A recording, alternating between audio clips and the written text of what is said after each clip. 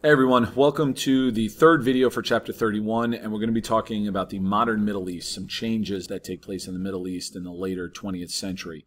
When we think of the Middle East, the natural resource that comes to mind first and foremost is oil, right? These are oil-producing countries, a lot of them.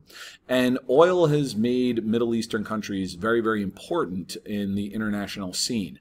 Unfortunately, though, the Middle East has also been the site of some of the most difficult and complex conflicts in the world. And it also, it creates an interesting conundrum because these have really, really messed up conflicts, but the, industrialized world, such as the United States, kind of has to be involved with it, and it leads to further problems. So it's very, very complex. It's very complicated. We'll try and just water down a couple of aspects for you in this video. A lot of the issues in the Middle East boils down to ethnic and religious problems. Now, let's talk about ethnicity first. There's tremendous ethnic diversity in the Middle East, and it's important to distinguish ethnicity from religion. Yes, the vast majority of people in the Middle East are Muslim, but that's a religious category. Ethnicity is something different. All right, you look at the map that shows all the different ethnicities. Islam has nothing to do with this. All right, these are different ethnicities. You've got different Arab groups in countries like Syria, Iraq, Saudi Arabia, Egypt. You've got Turks. You've got Kurds, like these dark red groups in northern Iraq, Turkey, and Syria. You've got Persians as well. And then on top of that, you've got a bunch of other smaller ethnicities. So just because it's mostly Muslim doesn't mean that everyone is going to be on the same page. Heck, just being Muslim doesn't mean that you're going to be on the same page, right? Because you've had Sunni versus Shiite violence in Iraq and Iran and Lebanon and places like that. Now, yes, the vast majority of people are Muslim in the Middle East, but there is one major exception to this of the Middle East being a Muslim sea, and that is Israel.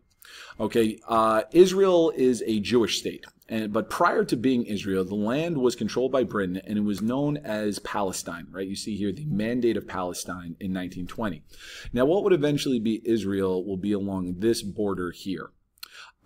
Jewish migration into Palestine had picked up in the early 1900s, but after World War II and the Holocaust, there was tremendous international support for a Jewish homeland. That Zionist movement that we talked about in previous chapters really, really picked up steam. This led to a UN plan to divide Palestine. Let me move myself here so you guys can see this whole thing. All right, so the plan was in 1947 that the orange areas, the darker shaded areas, would be the Jewish state, and the lighter yellow shaded areas would be an Arab state. It was kind of, divided up throughout the place, but it was based on where you had the heaviest concentrations of both Jewish and Arab populations. This was rejected by the Arab populations, right? They didn't like it. So after Britain withdrew in 1948, Jewish settlers proclaimed the state of Israel.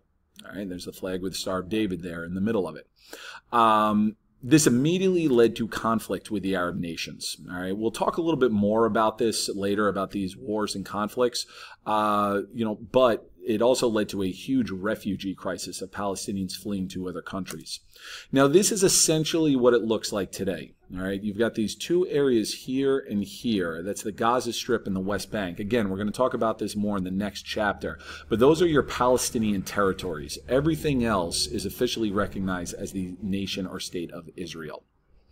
All right, let's talk about some other sources of conflict here. Now, by far the most valuable resource in the Middle East, and consequently the largest source of conflict, as we said before, is oil.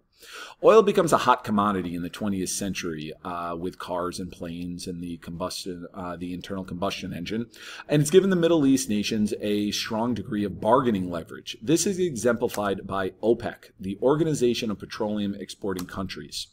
These are all your, or I should say, your original OPEC countries. You see, most of them are in the Middle East, along with Venezuela, Nigeria, and Indonesia. All right, so these are your largest oil-producing countries in the world. And, with this, it creates a sort of monopoly, and that allows these countries to set oil prices, also to control how much oil is made available. Essentially, they can now use oil as a trade weapon, such as during the 1973 oil embargo, where they decided to just cut, oil off from the United States.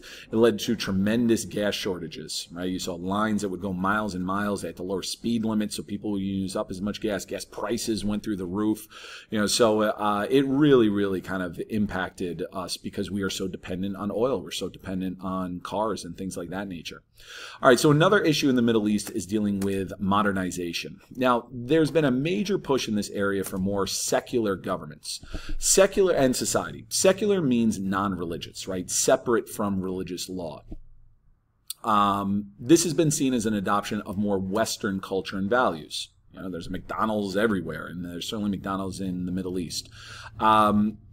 You also see this with dress. Right here you see in Iran, you know, an Iranian woman still sporting a loose-fitting headscarf, but very Western-style dress. And you see the faces of the women in the background, kind of in shock and dismay of seeing this.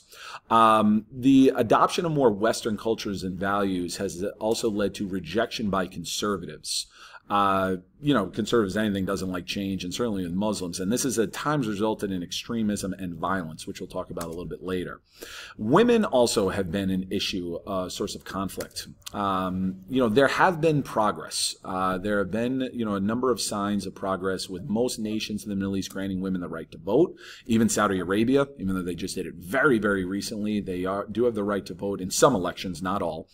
And, you know, most women are given education. Also, certain dress requirements are not as strict. You know, the headscarf that you see, the hijab, as you see, this woman is able to wear kind of loose-fitting. Some countries, it's not even a requirement anymore. However, there are still countries where repression of women is still very common.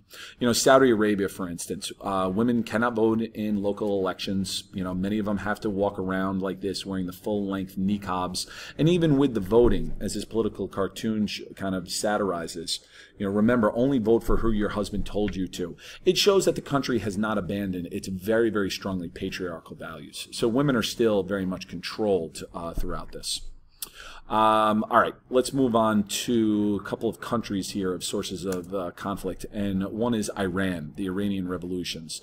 You know, Iran and the other one we're going to talk about in a second, Saudi Arabia, have been very problematic when it comes to international relations with the West. Now, to understand the context of the, you know, situation in Iran and the revolution, first we need to talk about the ruler in Iran prior to the revolution, and that's Shah Reza Pahlavi.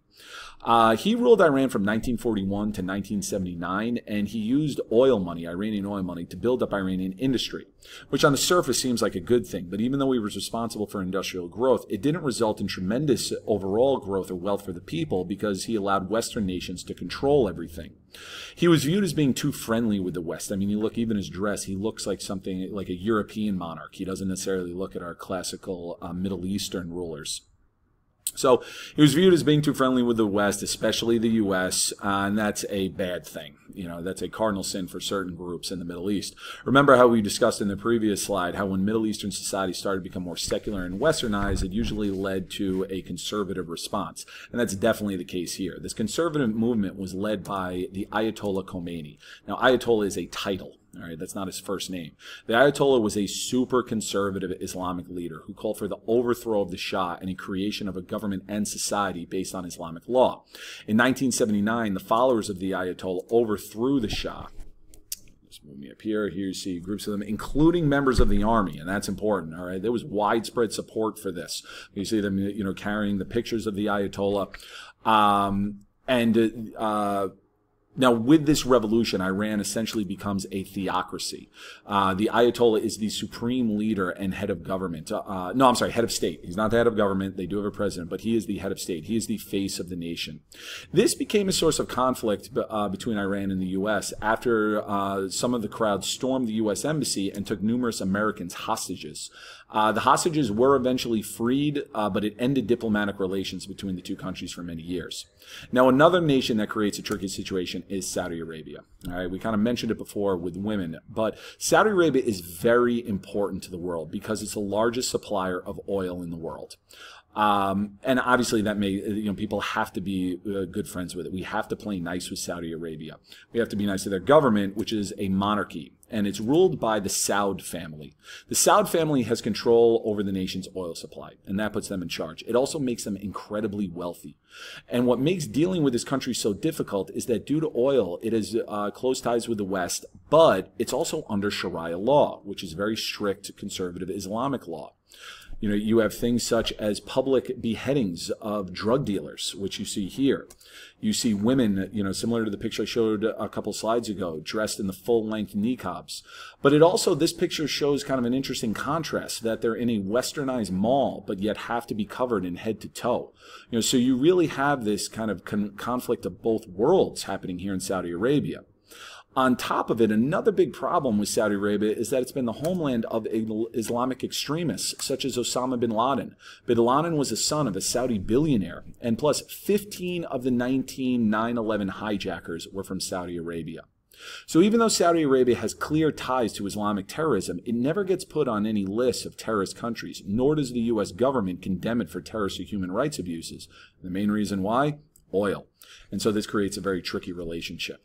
All right, so that's an overview of the modern Middle East. We'll talk more about some of these conflicts in Chapter 32, particularly the Israel-Palestine one. We'll also talk about Iran again, as well as some other conflicts in Africa.